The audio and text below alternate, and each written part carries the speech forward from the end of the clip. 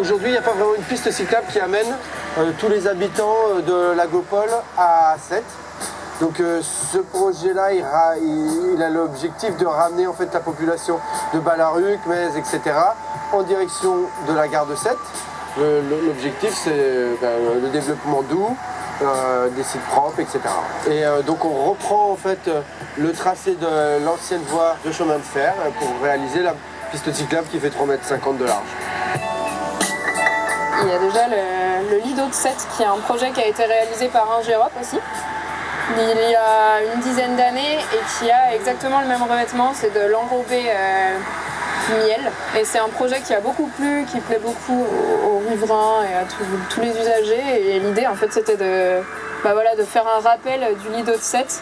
Sa couleur elle est très naturelle, elle s'intègre bien dans le paysage et elle rappelle les voies vertes sur lesquelles on circule en général.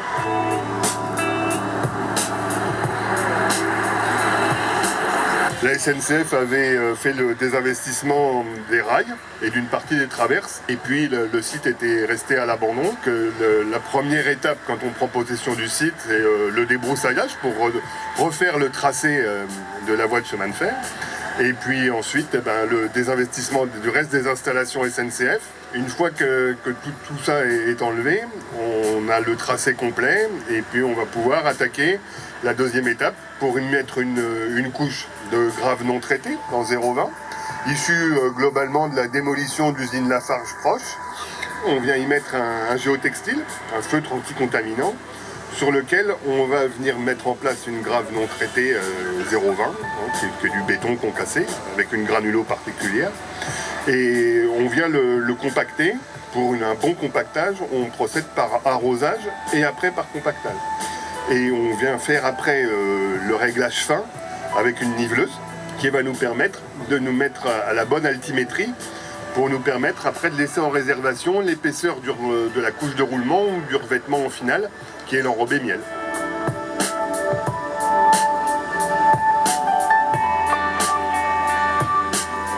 Alors l'enrobé miel, il est mis en œuvre avec une machine qu'on appelle un finisher, qui est une machine équipée avec une table chauffante, qui va venir recevoir dans une trémie l'enrobé qui est livré par camion, et puis ensuite qui va le chauffer, et puis le mettre à l'épaisseur voulue et à la largeur choisie pour obtenir la finition.